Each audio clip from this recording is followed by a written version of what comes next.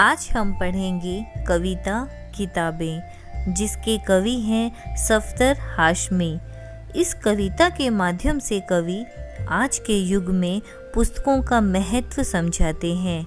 कवि हमें बताना चाहते हैं कि किताबें ज्ञान का भंडार हैं। हमें हमेशा किताबों से ज्ञान की प्राप्ति होती है। तो चलिए शुरू करते हैं कविता किताबें।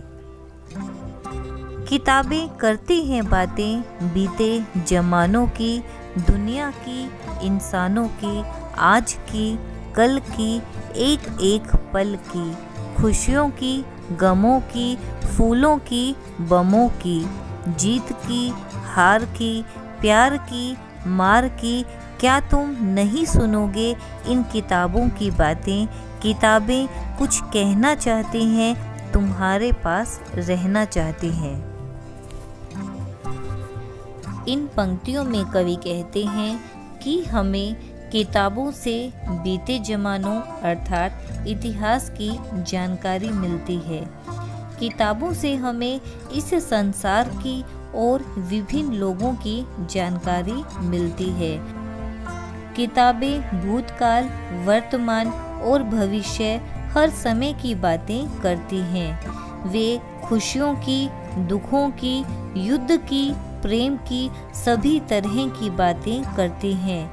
क्या तुम इन बातों को नहीं सुनोगे? ये किताबें तुमसे कुछ कहना चाहती हैं, ये तुम्हारे पास रहना चाहती हैं।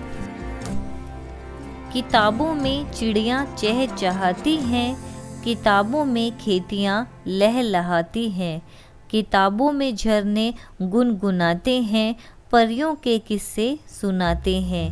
किताबों में रॉकेट का राज है, किताबों में साइंस की आवाज़ है। किताबों का कितना बड़ा संसार है, किताबों में ज्ञान की भरमार है।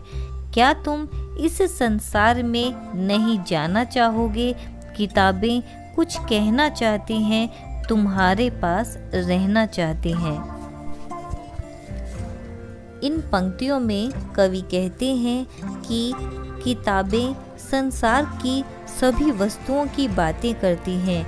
वे चिड़ियों के चहचहाने की, खेतों में फसलों के लहलहाने की, झरनों के गुनगुनाने की, हर तरह की बातें करती हैं। किताबें हमें परियों की कहानियाँ सुनाती हैं। किताबें हमें रॉकेट के रहस्य बताती हैं। इनसे हमें विज्ञान की जानकारी मिलती है। किताबें अपने आप में ही बहुत बड़ा संसार है। किताबों में ज्ञान भरपूर है। क्या तुम इस संसार में नहीं जाना चाहोगे? किताबें हमसे कुछ कहना चाहती हैं और ये हमारे पास रहना चाहती हैं।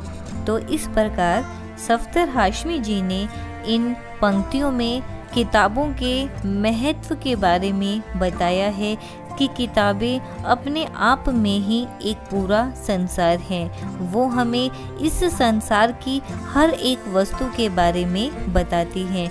वे हमें प्रकृति की सुंदरता के बारे में बताती हैं, तो वे हमें विज्ञान से भी बांधे रखती हैं। किताबें भूत, वर्तमान और भविष्य हर समय की बातें करती हैं।